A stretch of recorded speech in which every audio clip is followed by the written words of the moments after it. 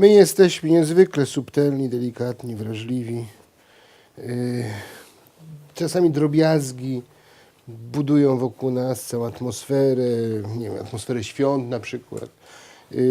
U mnie w domu, mimo że to były czasy, kiedy naprawdę w sklepach nic nie było, nic nie można było kupić, zawsze na święta Bożego Narodzenia babcia pierniki robiła. Ciotka szmuglowała z Niemiec w pończochach kakao, korzenie, rodzynki, co tam było potrzeba jeszcze. Ja stawałem w kolejce po cukier, ojciec dawał gdzieś mąkę i żeśmy robili pierniczki. Pierniczki zawsze robiły się w listopadzie, bo pierniczki muszą trochę odleżeć, muszą skruszeć. No. Całą rodziną żeśmy robili, wszyscy żeśmy wykrawali te pierniki. W końcu babcia kładła je na wielką blachę.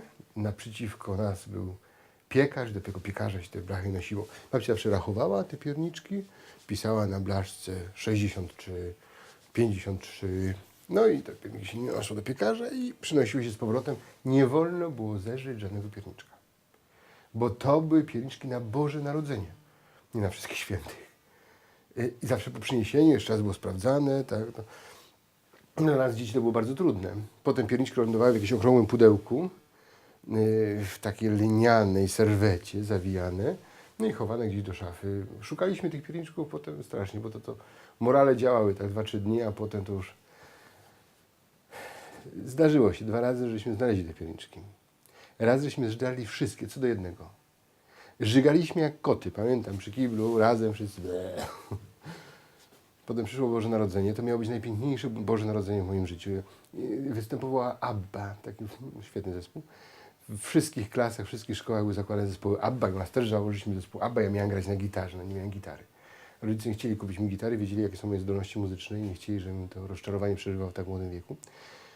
No ale w końcu ciśnienie było tak wielkie, że zgodzili się. I wiedziałem, że właśnie na tą Wigilię miałem dostać gitarę. Wigilia mi się zawsze kojarzy z zapachem pasty do podłogi, z zapachem świerku, zapachem choinki, zapachem pierników. No babcia była okrutna, postawiła na Wigilię ten pusty kartonik po pierniczkach. No była to, Wigilia, piękna, no.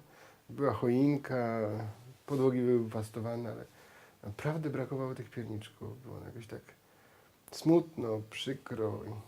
Głupie pierniczki. Głupie pierniczki. Mają takie znaczenie dla nas. Bo my tacy jesteśmy. Jesteśmy niezwykle subtelni, delikatni, wrażliwi. No. Zatem nie żyjcie pierniczków przed Wigilią.